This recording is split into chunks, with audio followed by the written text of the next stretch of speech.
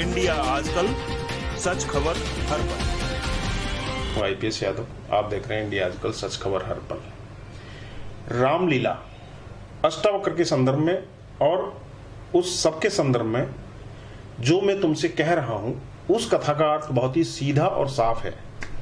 सीता है पृथ्वी, राम है आकाश, और उन दोनों का मिलन ही रामलीला है।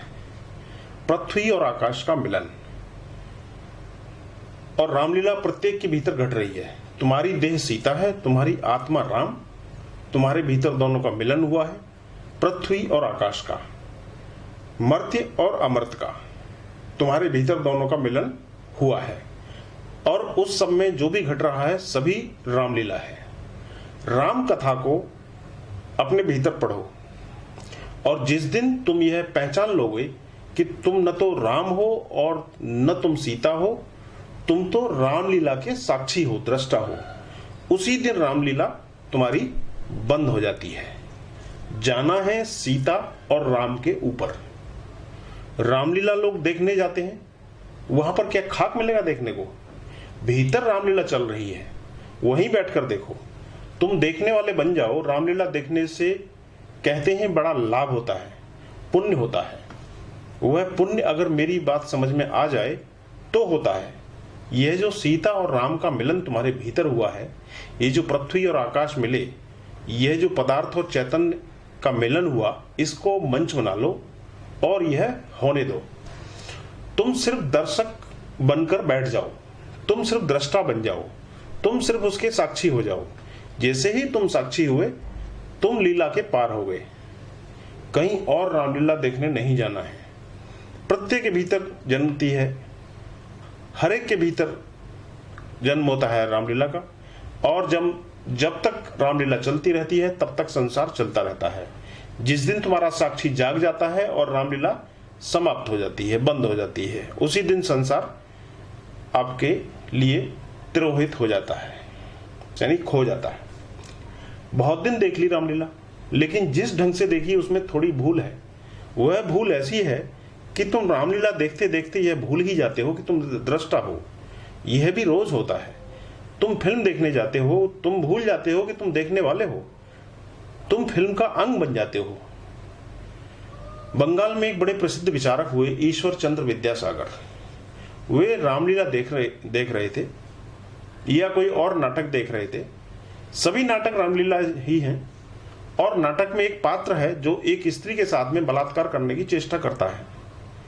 वह इतनी बदतमीजी कर रहा है और वह इतनी कठोरता कर रहा है उस महिला के साथ कि ईश्वर चंद्र विद्यासागर जो सामने ही बैठे थे पंक्ति में, यह भूल ही गए कि यह नाटक है।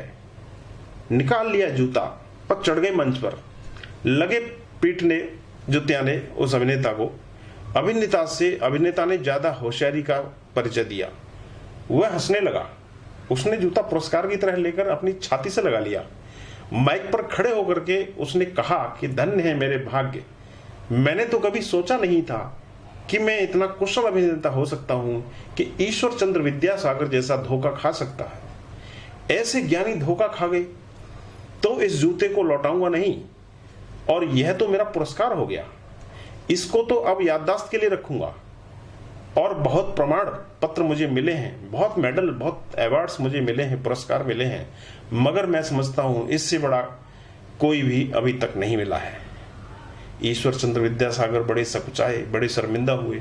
जैसे ही होश आया कि हाय, मैं यह क्या कर बैठा हूं। ईश्वर चंद्र विद्यासागर जैसा बुद्धिमान आदमी खो गया एक नाटक में।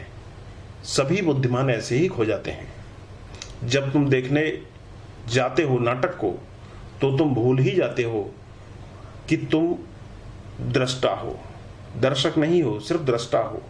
और वह जो चल रहा है धूप छांव का खेल, मंच पर, पर्दे पर, वही सब कुछ हो जाता है। ऐसा ही घट रहा है भीतर।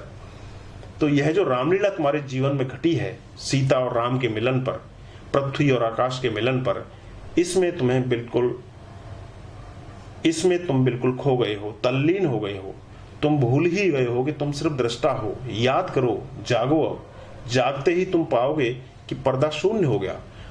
न वहां पर राम है, न वहां पर सीता है, और खेल समाप्त हो चुका है, और इस खेल की समाप्ति को हम कहते हैं मुक्ति, मोक्ष, निर्वाण।